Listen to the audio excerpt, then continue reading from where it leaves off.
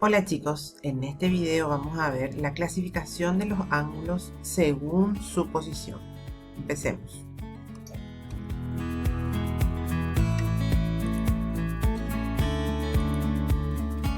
La clasificación de los ángulos según su posición son tres. Los primeros que vamos a ver son los ángulos llamados consecutivos, que son dos ángulos que tienen, dice, el vértice y un lado en común. Observen esta imagen que está acá.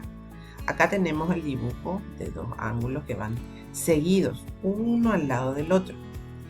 Esto que ustedes ven aquí son los lados de los ángulos, ¿sí? Y el punto en donde se unen estos lados de ángulos se llama vértice. Según esta definición, dos ángulos son consecutivos cuando tienen un vértice en común y un lado en común. Observando esta imagen, aquí tenemos que este ángulo, el ángulo ABC, ¿sí?, es consecutivo con el ángulo CBD. Tienen este lado en común y el vértice B en común. Pasemos al siguiente, los ángulos llamados adyacentes.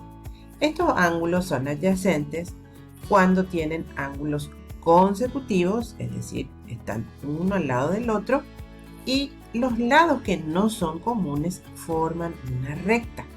Observen este dibujo. Aquí vemos que tenemos una línea recta y un rayo que divide a esto en dos ángulos. Y estos dos ángulos son ángulos llamados adyacentes. ¿Qué tienen en particular estos ángulos adyacentes?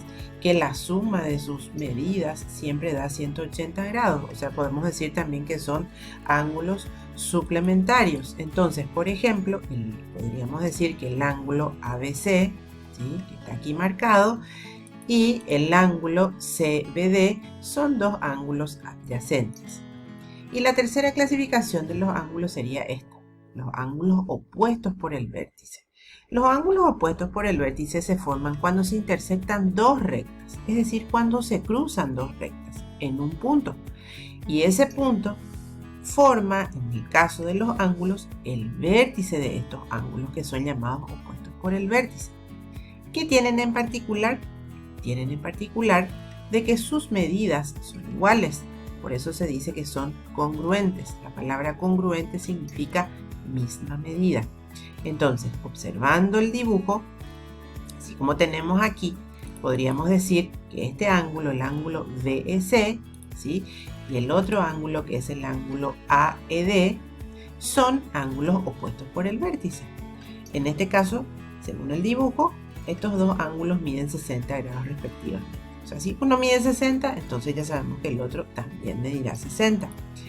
Y el otro par de ángulos puestos por el vértice sería el ángulo CEA y el ángulo DEB. Esos son los dos ángulos opuestos por el vértice que también vemos en la figura y que en este caso miden 120 grados. ¿Sí? Perfecto. Ahora veamos cómo son estos ángulos según su posición. Aquí yo les pongo tres dibujos y pensemos unos segunditos a qué clasificación corresponden estos ángulos. La primera, ¿cuáles de estos ángulos son consecutivos?